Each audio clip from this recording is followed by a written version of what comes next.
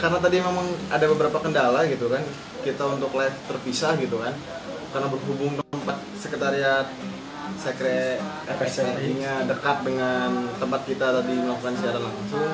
Jadi kita memutuskan untuk berkunjung langsung ke sini gitu kan, untuk melakukan tetap melakukan diskusi terkait tentang apa kabar buruh yang di PHK.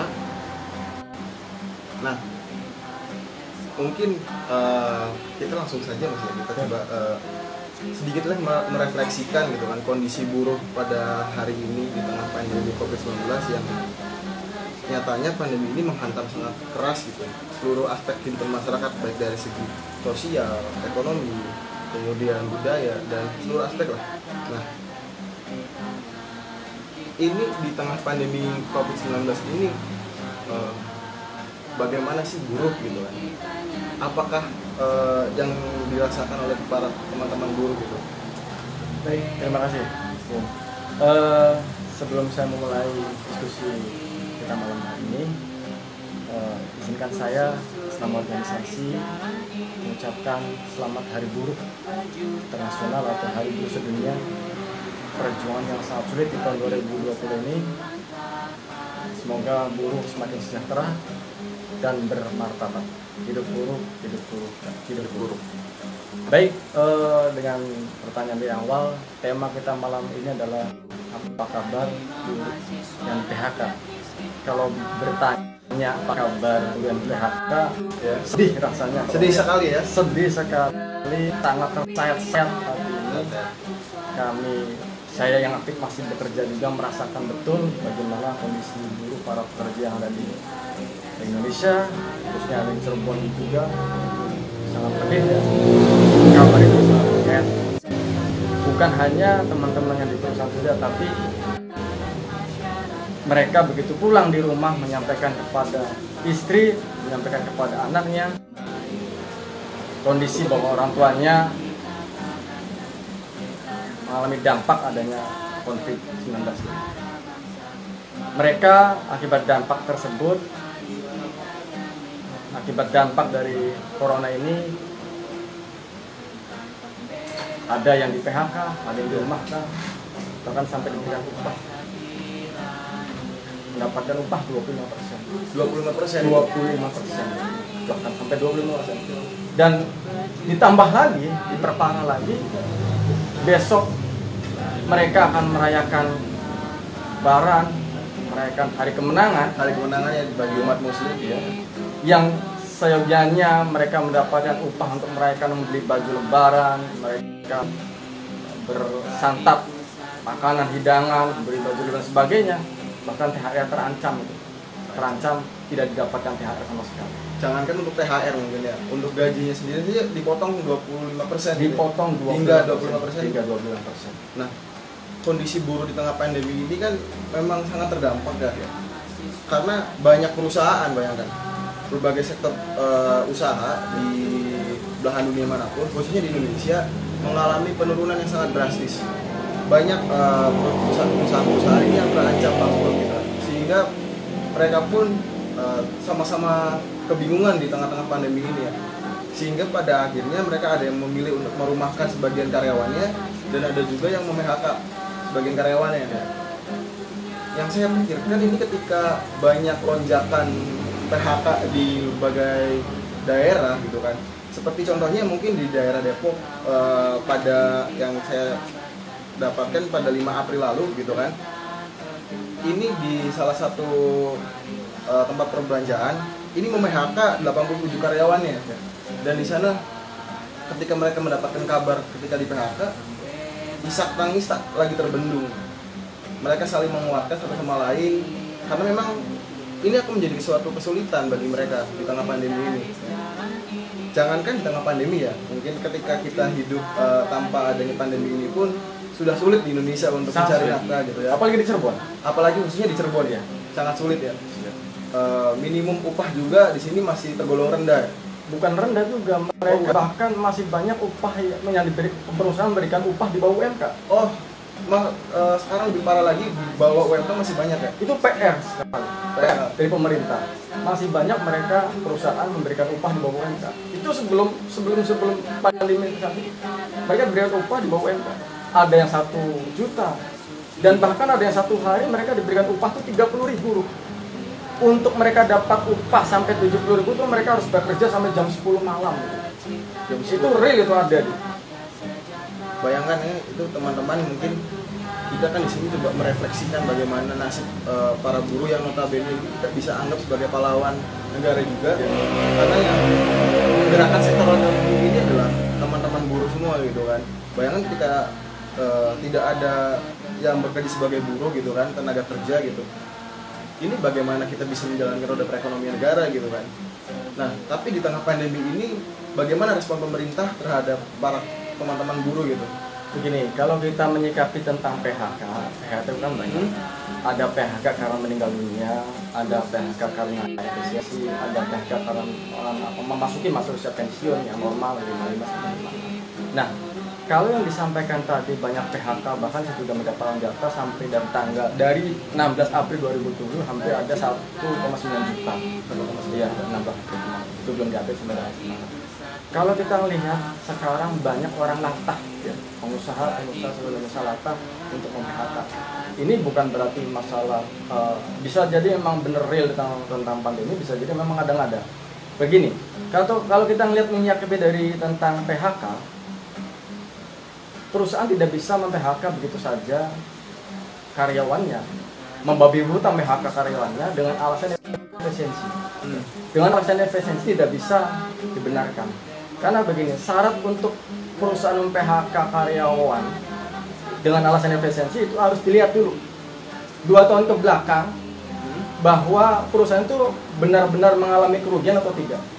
Tentu itu harus ada dari akuntan publik. Kita harus diaudit dulu tuh. Dinyatakan benar atau tidak sih perusahaan itu menyatakan bahwa dinyatakan efisiensi pilot itu.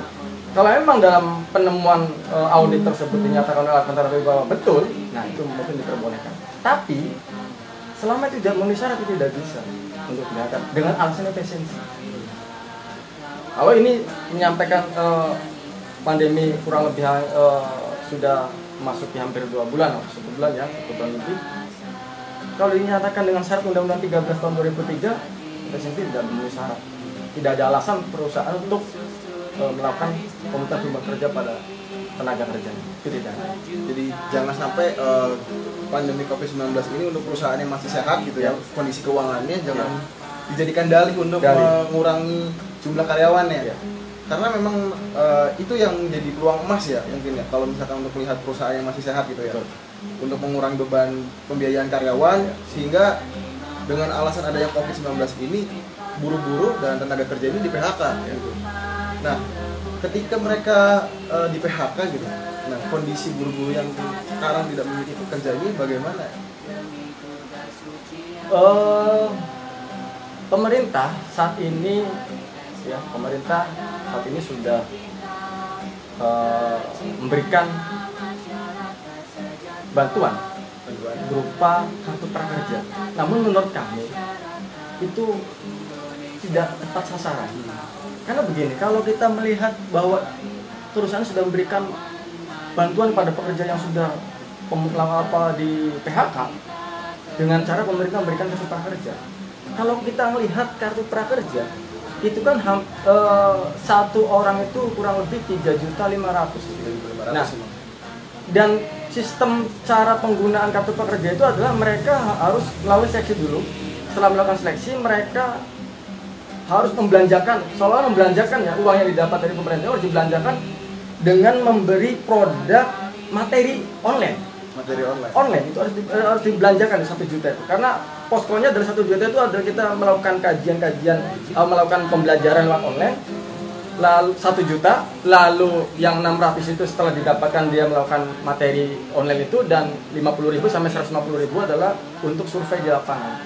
Nah, ini kan menjadi janggal juga kalau hanya sekedar mereka mencari informasi. Contoh, saya tertarik untuk masuk ke jenis keahlian memasak misalkan. belajar memasak bikin kue. Kalau hanya sekedar itu, di YouTube channel manapun banyak itu aplikasi seperti itu, channel-channel yang memberikan pembelajaran itu. Nah kalau hanya itu 1 juta mendapatkan materi tentang belajar bisa memasak, itu uang larinya mau kemana? Sekarang isu sudah banyak beredar, kemarin ada staff dari presiden itu ya, yang milenial itu kan salah satu pendiri CEO-nya dari yang startup Ruang Guru itu. Nah, saya khawatir uang yang masuk 1 juta itu masuk adalah ke CEO Ruang Guru tadi. Itu masuknya adalah ke startup tersebut. Nah, apalagi indikasinya sekarang saya baca di beberapa media itu tidak melakukan tender. Nah, artinya buruh tidak butuh itu.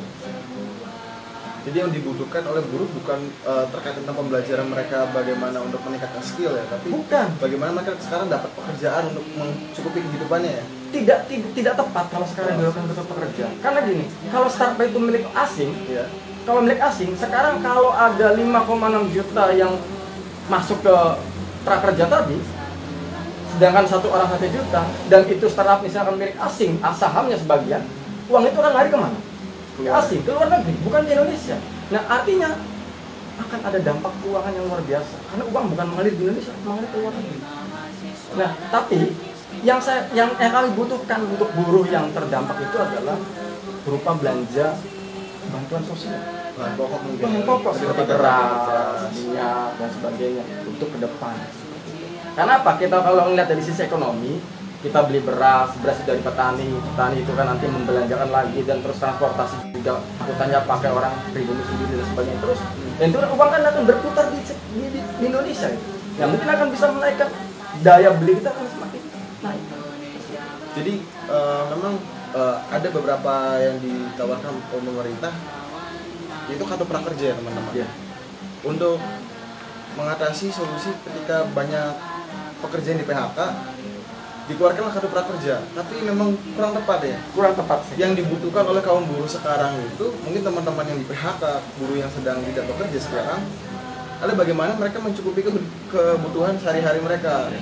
Mungkin 9 bahan pokok gitu pada umumnya, agar mereka tetap bisa survive gitu kan, untuk stay at home di rumah gitu kan.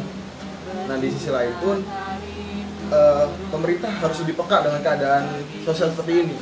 Jangan hanya serta-merta untuk sisi kesehatan saja yang diperhatikan, tapi sisi sosial ekonomi ini tidak diperhatikan. Bagaimana masyarakat bisa diam diri di rumah ketika mereka perut dalam keadaan lapar, mereka juga secara naluri mereka akan keluar untuk mencari informasi tersebut gitu kan. Karena apa ya, ketika saya sudah kehabisan kata-kata ketika berbicara kondisi buruh saat ini gitu, memang sangat miris sekali gitu ya. Pemerintah masih belum menunjukkan keseriusannya untuk memberikan jaring pengaman sosial di masyarakat, khususnya menengah ke bawah. Nah, mungkin kalau misalkan harapan dari teman-teman gitu kan, dari yang di PHK, teman-teman buruh gitu, solusi apa sih yang diharapkan untuk pemerintah gitu? Mungkin biar pemerintah mungkin bisa menyaksikan video ini gitu. Karena kalau kita menyangkut dengan Undang-Undang 13 tahun 2003, pasal 151, pengusaha, pekerja, serikat pekerja, pemerintah itu menghindari namanya PHK. Jangan sampai ada namanya PHK. Nah, surat edaran yang dari Menteri Tenaga Kerja tentang namanya efisiensi yang harus dilakukan yang pertama adalah tidak adanya jam lembur untuk menghindari dulu. Terus memotong tunjangan-tunjangan di sisi top manajemen ke atas, lalu shift, kalau misalkan ada shift kita berlakukan 1 shift, itu untuk mengurangi biaya-biaya pengeluaran dari perusahaan. Untuk menghindari PHK kita melakukan itu dulu terlebih dahulu. Efisiensi dari sektor perusahaannya, bukan berarti langsung memangkas para pekerjanya, itu tidak. Nah, kondisi ini menurut kami, untuk teman-teman pekerja, pemerintah meliburkan sekolah sampai dengan 30 Mei. Anak-anak libur sekolah, belajar di rumah. Tetapi pemerintah tidak gentle. Kenapa? Para pekerja masih tetap bekerja. sekarang sudah banyak perusahaan di Tangerang. Dan terakhir kemarin dapat kabar di Surabaya pabrik rokok itu sudah ada karyawan 2 meninggal yang positif. Nah, sekarang hampir ratusan itu di karantina. Nah, di satu sisi begini, anak-anak libur di rumah, para buruh, orang tua yang sudah punya anak, istri, mereka tetap bekerja di perusahaan. Nah, ini kan jadi potensinya bukan mengalir kepada anak, tapi potensinya mengalir kepada orang tuanya. Begitu orang tuanya, iya Pak. Begitu orang tua kerja di pabrik berdesak-desakan, berjubel, pulang di gerbang dengan APD yang ala kadarnya. Nah, ini kan menjadi justru yang pemerintah gembor-gemborkan tentang social distance itu, saya kira tidak efektif. Karena potensi jadi pindah ke orang tuanya. Memang di perusahaan-perusahaan itu belum ada himbauan atau kewajiban gitu untuk setiap perusahaan ini menerapkan standar keselamatan untuk para tenaga kerjanya gitu di tengah pandemi COVID-19 ini. Belum ada. Belum. Karena kalaupun ada, potensi yang selalu berdamping itu kan masih tetap berjalan. Kita selalu berdekatan-dekatan, nempel dan sebagainya. Begitu keluar dari pabrik, absen fingerprint dan sebagainya, itu kan potensi yang sangat besar sekali. Jadi, apakah ini yang disebut dengan bahwa buruh itu anti terhadap virus corona? Oh iya, ada wacana seperti itu ya? Ya mungkin lah. Ini kalau yang benar-benar perusahaan melakukan PSBB, liburkan buruh. Memang jadi suatu dilematis juga ketika PSBB ini diterapkan. Dengar kabar juga di Cirebon ini mulai sejak Rabu depan ya, mungkin Jawa Barat, kita akan bilang di Kabupaten Cirebon sendiri gitu ya, khususnya nanti kan Rabu depan. Tapi berkaitan kita kembali lagi ke buruh yang di PHK ini ya. Pemerintah memiliki komitmen untuk memberikan jari pengaman sosial di masyarakat. Ya.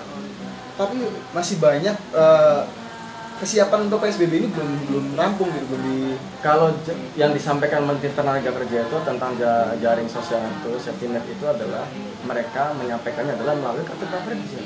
Hanya kartu prakerja. Iya. Menteri Tenaga Kerja menyampaikan seperti itu. Nah, saya kira dari analisa tadi kami, kartu prakerja tidak tepat untuk diberikan safety net. Mereka yang dibutuhkan mereka adalah ketahanan hidup saat ini. Ketahanan pangan ya. Ketahanan pangan. Ya tadi tuh saya katakan kalau pakai misalnya dengan pakai startup tadi yang pakai ruang guru itu tadi secara politik ada kepentingan di sana, tidak adanya tender dan sebagainya lah, itulah yang dilaksanakan. Dan itu apakah milik sahamnya siapa? Dan itu uang larinya kemana? Tapi kalau yang kita butuhkan adalah transparan apa? belanja jaminan sosial, sembako dan sebagainya, dan dibutuhkan saja. Nah, ada juga bantuan langsung tunai itu tadi yang diberikan kepada masyarakat, seperti harus persyaratan ini memberikan KK, nomor NIK gitu. Yang laporan dari kami, anggota kami yang tadi disampaikan bahwa ada bantuan itu belum ada laporan mereka yang menerima. Belum ada anggota kami, belum ada sama sekali yang menerima itu. Berarti memang apa mungkin saya bisa jadi itu tidak merata ini bagi ke masyarakat atau kita nggak jelas. Memang kayak belum tersebar secara merata ya. Belum merata. Dan yang jadi pertanyaan juga ini seperti apa sih karakteristik yang bisa menerima bantuan itu juga belum transparan nih dari pemerintah, belum jelas itu. Ya karena tadi ya saya dapat informasi juga bahwa yang diberikan yang skalanya sudah dapat PKH itu tidak dapat, lalu untuk khusus buruh sendiri itu tidak ada, bahwa ini yang terdampak PHK pemerintah akan memberikan, itu nggak ada. Mereka hanya memberikan jaminan untuk dapat kartu prakerja. Di luar titik tadi itu tidak ada. Anggota yang kami ada di lingkungan Cirebon Raya selama ini yang sudah sering kami komunikasikan, bahkan kita update tiap hari pada seluruh anggota yang terdampak PHK ini, saya minta laporannya bahwa mereka belum menerima hal-hal yang tadi saya sampaikan sekiranya untuk mendapatkan sembako dan lain sebagainya itu gimana.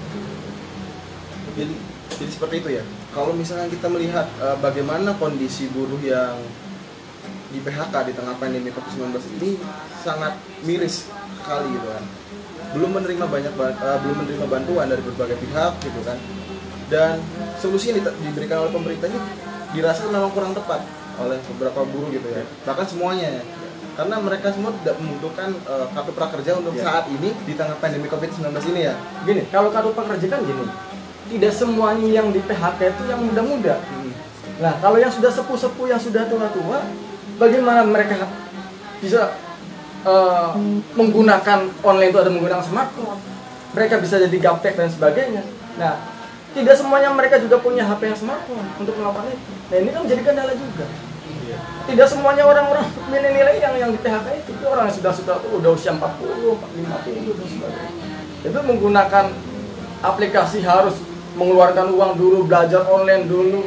Kalau belajar online di YouTube channel juga banyak channel untuk belajar itu. Iya, sangat mudah gitu. Dan itu kan yang perusahaan yang butuhkan itu kan bukan hanya teori di depan HP, di depan laptop. Tapi yang mereka butuhkan adalah bagaimana praktek pengalaman di lapangan. Praktek di lapangan, memegang mesin, bagaimana. Nah sekarang kalau dalam materi pembelajaran di startup tadi bilang, coba praktekkan cara mesin jahit. Nah mereka mau mesin jahit itu dari mana? Belum ada fasilitas. Kan online. Yang maksudnya gini, kalau mereka praktekkan, ya tempatnya jadi di BLK.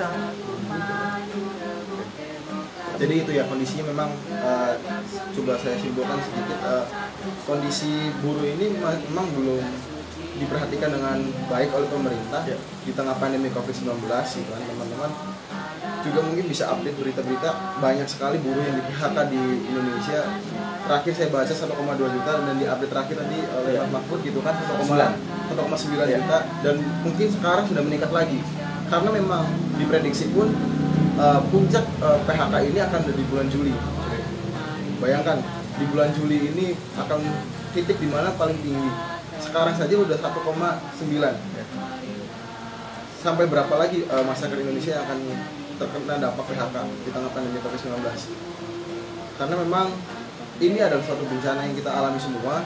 Tapi ketika pemerintah tidak memperhatikan kondisi masyarakatnya, masyarakat akan semakin terpuruk kondisinya. Karena pemerintah yang memiliki segalanya ya, yang memiliki wewenang, yang memiliki kuasa atas segalanya, yang bisa membantu seluruh masyarakatnya. Nah, mungkin terakhir ya di May Day ini ya. Nah, kondisi yang biasanya gitu kan, notabene pada 1 Mei ini buru-buru ini kerap melakukan aksi gitu. Aksi untuk menuntut ke hak-hak mereka gitu kan, hak-hak para buruh dan tenaga kerja yang lainnya. Nah, di tengah pandemi COVID-19 ini bagaimana nih buat teman-teman?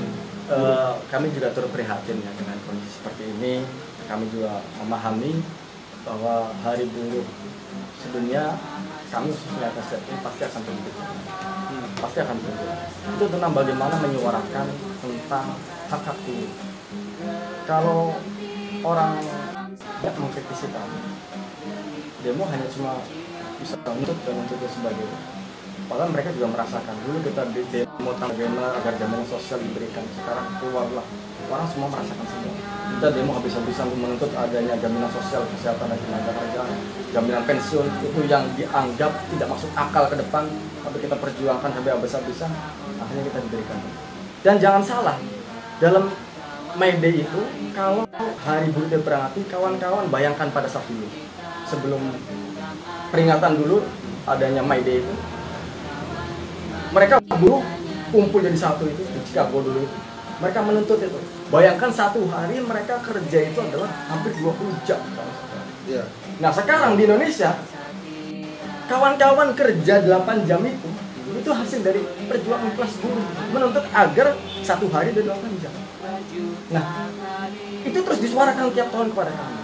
Dan apalagi momentum saat ini, ya, kami juga masalah tidak bisa turun ke jalan dengan adanya pembatas-pembatas seperti ini, sehingga kami melakukan aksi-aksi dengan cara-cara aksi sosial, aksi kampanye online, lalu kita juga menggalang iuran atau menggalang dana pada beberapa anggota untuk melakukan bagi yang terkena dampak anggota-anggota yang di PHK atau yang dirumahkan.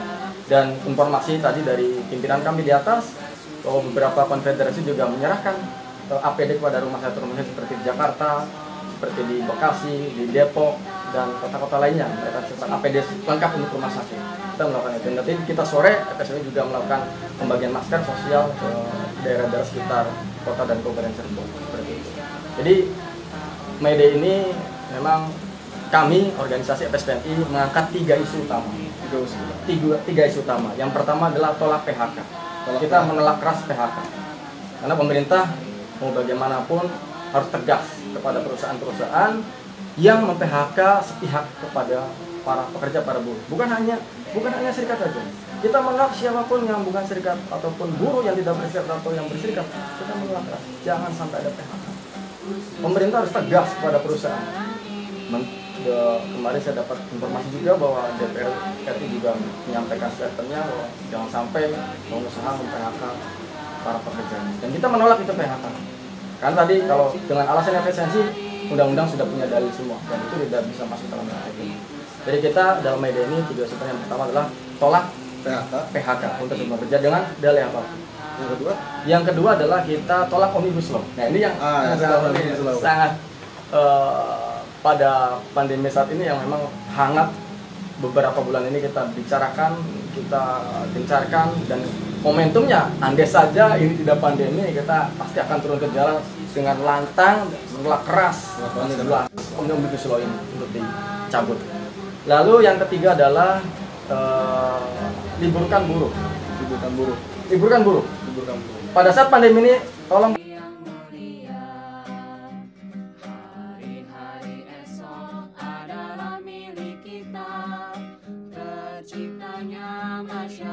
sejahtera, terbentuknya tatanan pada corona, wah mungkin kuat ini buruh. Nah, liburkan buruh saat pandemi ini. Setelah diliburkan, bayarkan full upahnya dan THR-nya berikan 100% tanpa ada pemotongan.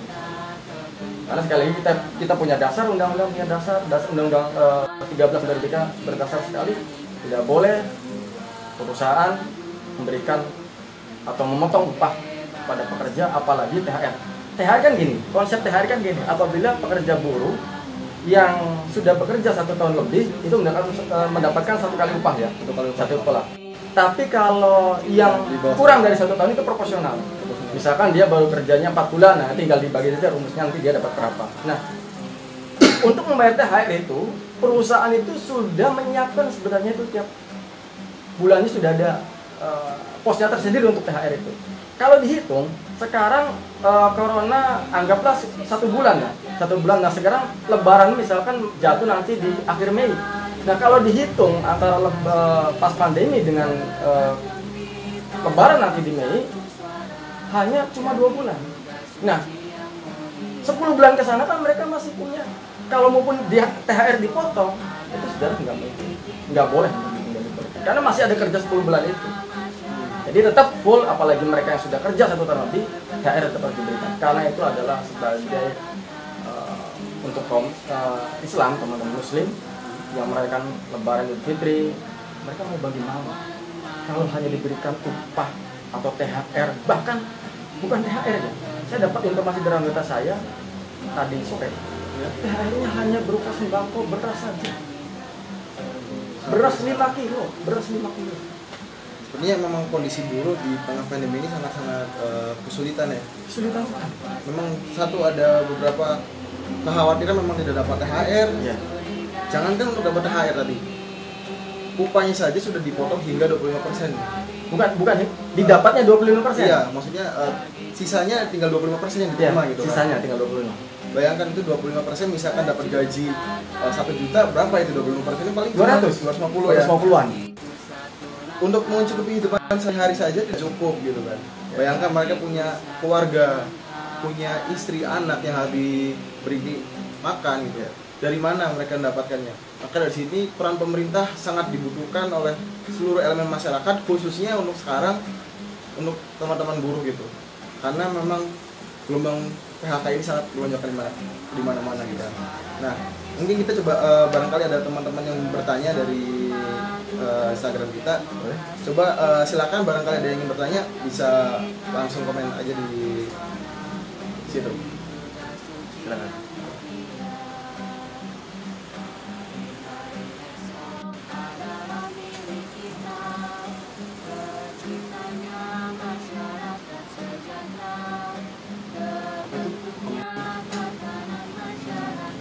Bisa tolong dibacakan Mas Wisnu? Izin masuk Pak Sekjen, beberapa kali kebijakan dan atau aturan yang dikeluarkan pemerintah atau yang dirumuskan pemerintah bertolak belakang dengan apa yang dicita-citakan para buruh.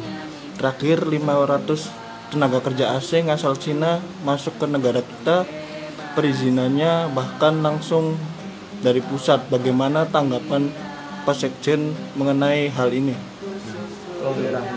Tadi ada dari teman kita yang di media lewat Instagram nanya, kebijakan yang dikeluarkan oleh pemerintah ini masih kerap bertolak belakang dengan apa yang diharapkan oleh teman-teman buruh di Indonesia gitu kan.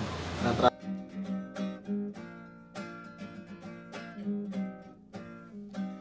Buruh tani mahasiswa rakyat miskin kota bersatu padu rebut demokrasi. Namanya tenaga kerja asing yang unskilled worker, mereka yang tidak punya keterampilan, ya. Yang tidak punya keterampilan, orang asing datang ke Indonesia yang tidak punya keterampilan apa? Mereka di sini sebagai juru masak, sebagai cangkul, cleaning service. Apa di kita tidak ada? Kita bisa melakukan itu. Kenapa mesti ngambil orang luar? Nah, kita keras tuh menolak. Dan perlu diketahui nih kawan-kawan, bahwa Omnibus Law kalau memang disahkan, ya kalau nanti jadi disahkan oleh pemerintah, itu akan lebih berdampak lebih fatal lagi. Apa? Semua akan bebas masuk, baik yang unskilled worker maupun yang punya skill akan masuk datang ke Indonesia. Nah, ini menjadi PR kita bersama kawan-kawan. Apalagi sekarang kemarin pada saat pandemi, yang pemerintah menyatakan bahwa wah jumlah TKA masih minim, masih rendah, masih cukup, tidak terlalu berlebihan. Tapi apa? Begitu pandemi, lihat tuh Mekarta. Semua kayak apa ya? Kalau hujan terus kayak cacing keluar dari tanah, pada bermunculan semua. Akhirnya apa? Terbukti begitu banyak TKA yang sudah ada di Indonesia. Data yang disampaikan pemerintah hanya 100 sekian, ternyata lebih dari yang tersebut. Nah, ini akan lebih parah lagi, teman-teman. Yang tidak punya keahlian, bayangkan, yang tidak punya keahlian orang luar datang ke sini, suruh kerja di sini. Lalu orang kita, orang nyangkul suruh orang luar negeri orang yang nyangkul kan, orang kita masih banyak yang bisa keahlian itu. Bangunan orang nyangkul dan sebagainya. Nah, kita sampai sekarang masih mengawal itu. Kita kawal, apalagi nanti Omnibus Law kita kawal TKA yang tidak punya keahlian.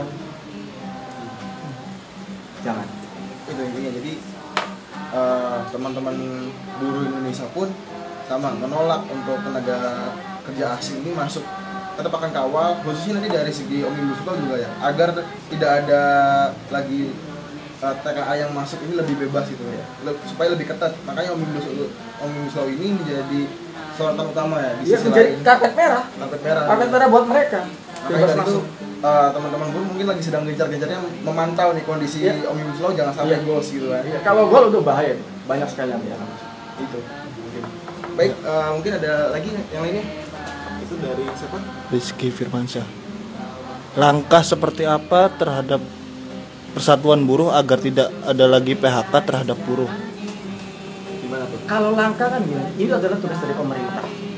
Kami serikat pekerja memastikan di bawah tidak ada namanya eksploitasi ketenagakerjaan. Dibayangkan kawan-kawan, kalau kawan-kawan paham, kalau kawan ketahui, di Cirebon saja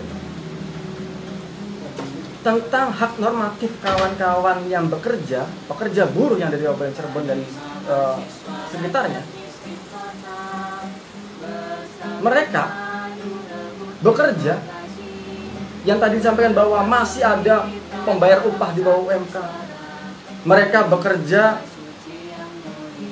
untuk mendapatkan upah sampai jam 10 malam hanya 70.000. Jaminan sosial tidak ada. K3 tentang perlindungan dia bekerja di perusahaan ini tidak ada. Begitu kecelakaan kerja, sudah upahnya hanya sekitar 1.500.000 rupiah sampai dengan 800.000 rupiah. Begitu kecelakaan, mereka harus menanggung biaya pengobatan itu kepada diri sendiri. Mau uang dari mana? Hanya cukup 1 bulan tadi diberikan upah di bawahnya 1 juta. Kecelakaan bawa ke rumah sakit, jaminan sosial tidak ada. Nah, kalau langkah kami dari Serikat Pekerja memastikan bahwa kawan-kawan buruh pekerja, khususnya di Cirebon Raya, tidak ada namanya lagi eksploitasi di tenaga kerja. Kita kawal itu. Kita kawal, jangan lagi ada seperti hal ini. Baik, itulah intinya. Jadi jangan sampai pemerintah ini lepas perhatian kepada kaum buruh di bawah gitu kan. Teman-teman buruh di bawah ini sangat resah gitu. Nah, itu sudah menjadi tugas tanggung jawab pemerintah untuk melindungi segenap bangsa. Nah, betul. Tanggung jawab pemerintah. Tanggung jawab pemerintah. Tidak boleh lepas tangan. Nah, maka dari itu bagaimana peran pemerintah sebelum menerapkan PSBB khususnya untuk Jawa Barat sendiri. Baik, ke pertanyaan selanjutnya mungkin silakan, barangkali ada yang ingin bertanya lagi. Izin bertanya, orang tua saya memiliki toko yang hampir setiap harinya sales datang meminta tagihan. Untuk membayar tagihan tersebut terpaksa toko harus buka. Saya ingin menutup toko sementara waktu. Bagaimana tanggapannya? Toko punya perusahaan toko gitu. Iya. Nah, kalau toko itu kan bukan termasuk dalam manufacturing ya, perusahaan itu. Nah, kalau itu kan mungkin internal lah, artinya internal antara toko dengan sales-sales yang mengetahui kayak gitu. Artinya kita kalau bicara secara perburuhan atau yang formal dan informal itu kan mungkin ada sedikit perbedaan di sana. Baik. Mungkin lebih harus tajamkan lagi pertanyaan itu tadi. Iya. Kurangi. Jadi barangkali teman-teman yang lain ingin bertanya, silahkan, masih saya buka. Ya, ada pertanyaan. Lalu Pak, apakah setuju bila mana buruh perempuan dibedakan pekerjaannya dari buruh laki-laki? Nah, Bagaimana tuh? Ini tentang undang-undang sudah menjamin buruh perempuan dengan buruh laki-laki dibedakan. Seperti apabila perempuan itu tidak boleh bekerja shift malam. Apabila shift malam, perusahaan harus memberikan transportasi antar jemput. Itu salah satunya. Kita juga memperjuangkan tentang hak buruh perempuan tentang maternitas. Yang sekarang, undang-undang sekarang adalah 1,5 bulan sebelum melahirkan, 1,5 setelah melahirkan. Nah, sekarang kita memperjuangkan ada 3 bulan sebelum melahirkan dan 3 bulan setelah melahirkan. Sampai sekarang kita belum muncul dengan itu. Jadi memang jenis perbedaan antara buruh perempuan dengan buruh laki-laki jelas beda. Kita juga dalam Undang-Undang 13 ada lagi bahwa apabila mendapatkan haid boleh beristirahat untuk buruh perempuan. Disediakan di perusahaan adalah untuk ibu yang menyusui, itu disediakan. Itu fasilitas apa itu tentang hak buruh. Salah satunya dalam Undang-Undang 13 2003 tentang kerja. Jadi memang harus dibedakan. memang kondisi juga harus dibedakan gitu ya. Karena memang wanita memang memiliki kebutuhan lebih gitu daripada lelaki yang misalkan dia lagi halangan, dia lagi mengandung, itu juga perlu diperhatikan dengan baik gitu kan, karena memang tidak bisa disamaratakan. Dan itu terjadi pada anggota saya. Bagaimana dok? Ketika dia melahirkan atau Bukan. Begitu Anda hamil, silakan Anda resign. Nah, ini dia mau teriak kepada siapa? Mana orang dalam artian suruh keluar dari perusahaan, di PHK, di PHK tanpa spesialis. Itu anggota kami, itu perempuan. Anda hamil, keluar. Ada lagi satu kasus lagi bahwa Anda hamil, upah tidak dibayar. Nah, ada kewajiban mana upah yang harus dibayar? Salah satunya apabila sakit. 4 bulan berturut-turut sakit itu tetap harus dibayar 100%. Selebihnya tuh 3% dan seterusnya. Nah, ini apalagi perempuan misalkan tadi yang hamil sampai dengan tidak diberikan upah, itu sudah pelanggaran. Namun itu sudah diperjuangkan oleh kawan-kawan di sana. Jadi kawan-kawan yang di perusahaan yang tidak ada serikatnya, memang ini sangat miris sekali di wilayah Cirebon ini. Tingkat kesadaran para pekerja untuk berserikat itu sangat rendah sekali. Mereka masih berpikir bahwa serikat pekerja itu hanya demo. Padahal enggak, bukan seperti itu. Kalau mereka sudah mendalami serikat pekerja akan paham bagaimana perjuangan kelas pekerja. Dia hanya modal punya tenaga saja. Beda dengan mereka yang kelas sebagai pengusaha punya uang dan segalanya. Namun jangan sampai kita sebagai kelas pekerja dijadikan sebagai keset. Keset itu ya dijadikan keset alas kakinya mereka yang punya modal.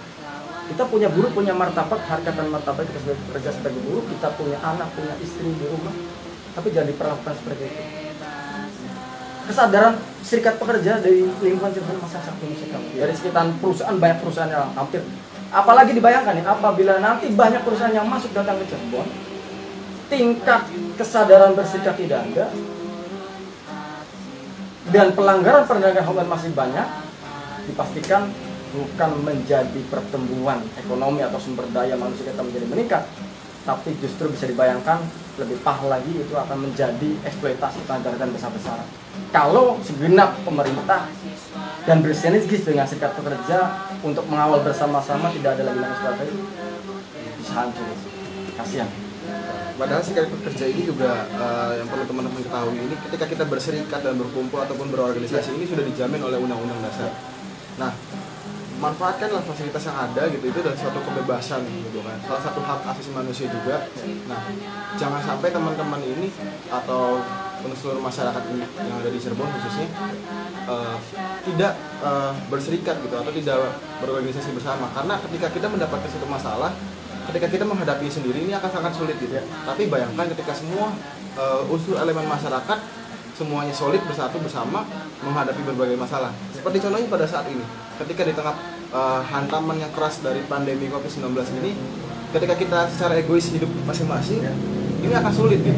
Tapi ketika kita saling berpegangan tangan, saling bahu-membahu menghadapi permasalahan yang ada, insya Allah ke depannya kita akan semua akan baik-baik saja gitu. Nah, mungkin dari banyaknya perbincangan malam ini, saya tutup untuk sesi pertanyaannya. Di tengah pandemi COVID-19 ini, dari semua sektor dan semua lini di kehidupan masyarakat ini sangat terdampak. Hantaman yang diberikan oleh COVID-19 ini sangatlah keras gitu. Khususnya pada 1 Mei ini, coba kita merefleksikan dari beberapa obrolan tadi, kita dapat mengetahui bahwasannya kondisi buruh saat ini banyak yang di PHK dengan dalih efisiensi tadi, perusahaan, karena perusahaan ini agar tidak bangkrut dan segala macam. Tapi itu hanya jadi dalih semata gitu. Perlu adanya cross and balance itu dari pemerintah agar masyarakat di tengah pandemi ini tetap bisa hidup dengan layak atau bisa survive lah setidaknya gitu. Dan pemerintah harus lebih memperhatikan kondisi masyarakatnya, karena ketika di tengah pandemi ini yang bisa menyelamatkan masyarakat gitu kan, yang bisa mengatur segalanya gitu kan, adalah pemerintah. Nah, wacana untuk penerapan PSBB ini semakin dekat dan semakin nyata. Jangan sampai ketika PSBB ini diterapkan, banyak masyarakat yang belum mendapatkan bantuan sosial, masih banyak yang belum diperhatikan. Jangan sampai masyarakat ini diabaikan. Maka dari itu, hasil dari diskusi ini dapatkan suatu kesimpulan. Pemerintah harus memperhatikan kondisi buruh di Indonesia di tengah pandemi COVID-19. Jangan lepas tangan, jangan hanya memikirkan soal kebijakan untuk memutus rantai COVID-19, tapi perlu juga diperhatikan kondisi masyarakat di Indonesia, khususnya para buruh, karena banyak buruh yang di PHK di tengah pandemi COVID-19. Mungkin obrolan malam ini gitu kan, diskusi tentang apa kabar buruh di PHK di tengah pandemi COVID-19 ya. Cukup sekian. Mahasiswa rakyat miskin kota